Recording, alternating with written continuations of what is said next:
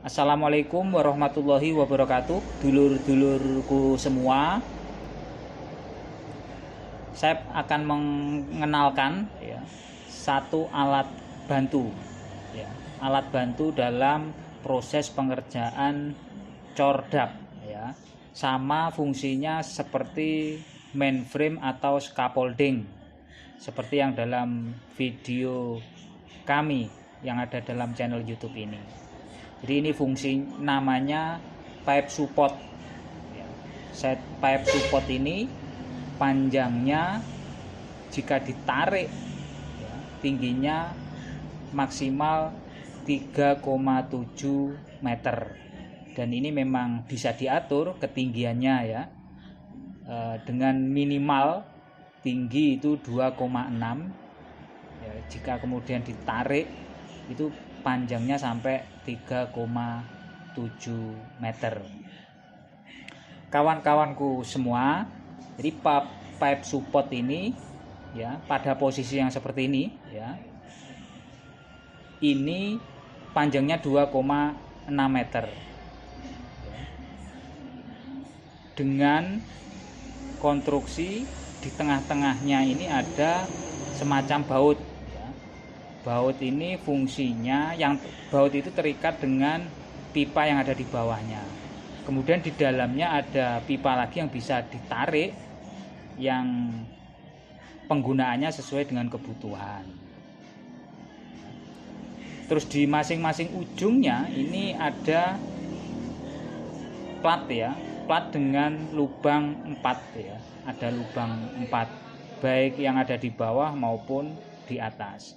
Fungsi lubang ini untuk pengikat antara, kalau di bawah pengikat dengan lantai, kalau yang di atas pengikat dengan kayu sebagai penyangga triplek ataupun begesting.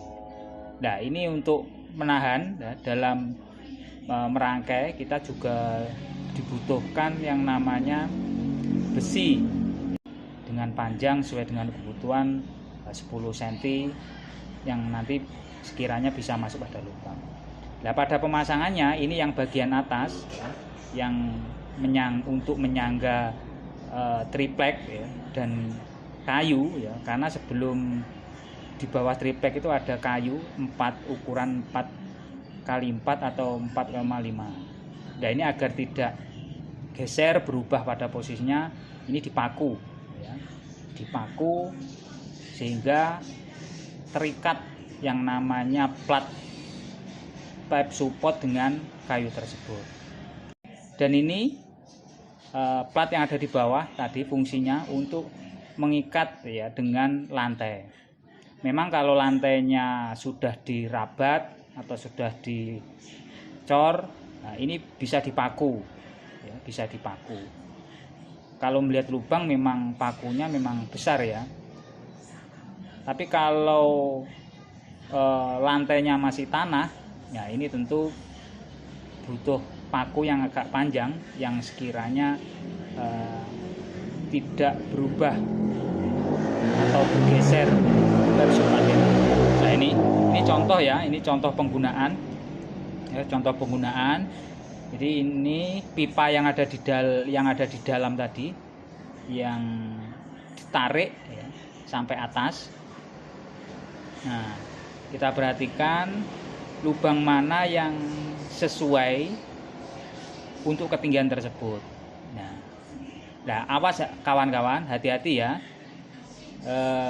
kalau memasang kawat penyangga ini jangan di bawah bautnya. Jangan di bawah murnya. Contoh seperti ini salah, tidak ada fungsinya, tidak ada fungsinya. Yang benar adalah kawat itu pada posisi di atas bautnya. Ini fungsinya, baut ini fungsinya adalah jika misal